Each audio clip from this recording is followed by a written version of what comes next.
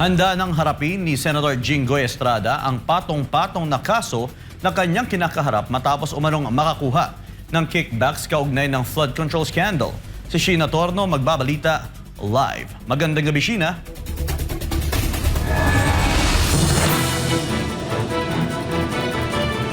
Franco, magandang gabi. Hindi nga natatakot itong si Senator Jinggoy Estrada sa kinakaharap o nakatakdang kasong isasampa laban sa kanya. Hindi na ikinagulat pa ni Senator Jinggoy Estrada ang kasong plunder na nakatakdang isampa ng Office of the Ombudsman sa Huwebes, May 28 laban sa senador. Una na ring sinabi ni Senate President Alan Peter Cayetano at Senator Amy Marcos na may ilang senador ang umuray tinatakot na kasuhan sa oras na hindi kumalas sa majority block. Sinabi ni Estrada na kung ito man ang kapalit ng kanyang paninindigan ay handa umano siyang harapin. This is the price that I have to pay for standing on my own principles of what I believe in. So be it.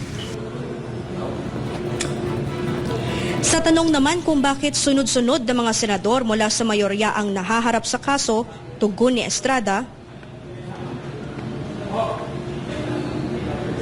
Kayo nilang bahala manghula.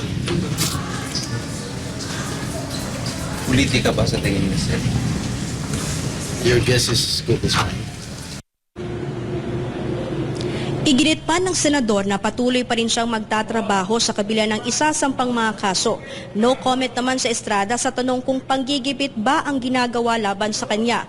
Punto pa niya na pinatunayan na umano ng mga dokumento mula sa Senate Legislative Budget Research and Monitoring Office o LBRMO na walang record ng insertion para sa DPWH 2025 national budget.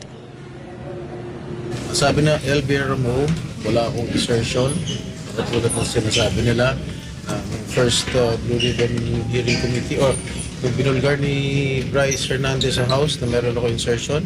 Nagkataon na dito sa LBRMO, wala silang record na ako ay may insertion na ganong halaga.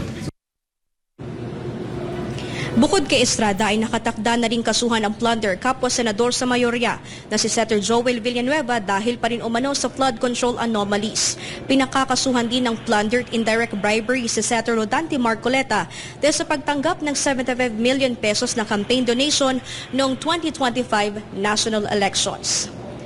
Franco, no comment naman si Senator Joel Villanueva doon sa isasampang kaso nang makapanayam natin siya kanina.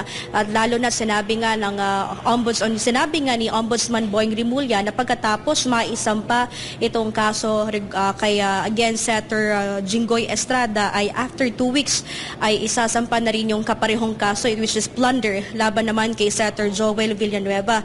Hindi rin napaunlak ng panayam sa media kanina si Senator Rodante Marcoleta sa kaparehong kaso din itong plundered indirect bribery dahil nga sa campaign donation at maging doon sa inaprobahang whole departure order laban sa senador at iba pang mga individual. Pero kahapon sa sesyon ay ipinunto na rin niya na panggigipit lamang yung mga kinakaharap na kaso na isasampa laban sa mga senador, lalo na doon sa mga senador na tumutuligsa sa baluktot na gobyerno. No comment din si SP Cayetano doon sa mga kinakaharap or isasampang kaso sa ilang majority senators. Pero kakaresume nga lang, maidagdag ko na lang din dahil sa mga oras na ito ay kakaresume lang din ng sesyon ng Senado matapos yung ilang oras na caucus ng majority at minority block. Sinabi ni SP Cayetano, marami silang napag-usapan, Franco, pero hindi na niya inidetalye pa. Franco. Maraming salamat, Sheena Torno, sa iyong live report.